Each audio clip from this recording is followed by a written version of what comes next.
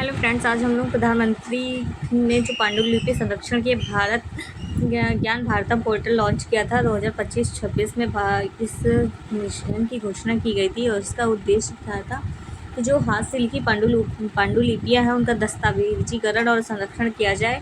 पांडुलिपियाँ होती क्या हैं?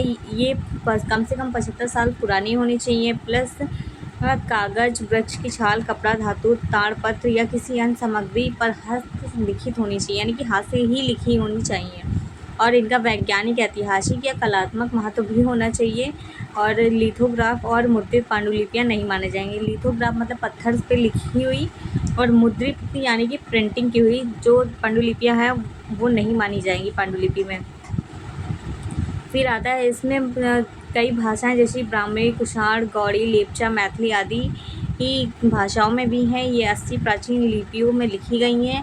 कम से कम भारत के पास 1 करोड़ से अधिक पांडुलिपियाँ सुरक्षित हैं।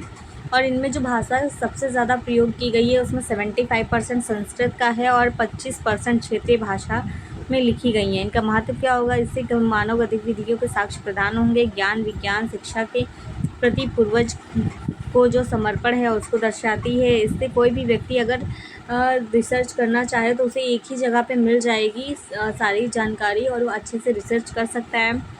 इसमें सामाजिक, राजनीतिक, आर्थिक आदि पर ज्ञान प्रदान करता है, जैसे होटल का अर्थशास्त्र है।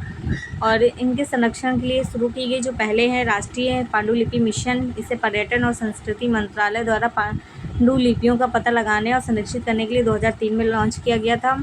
भारतीय राष्ट्रीय पुस्तकालय कोलकाता, यहाँ 3600 दुर्लभ और ऐतिहासिक दृष्टि से महत्वपूर्ण पांडुलिपियाँ संरक्षित हैं।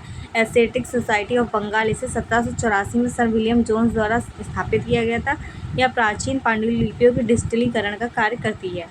Thanks for watching. Like and subscribe ज़रूर करिएगा अगर आपको अच्छा लगा हो।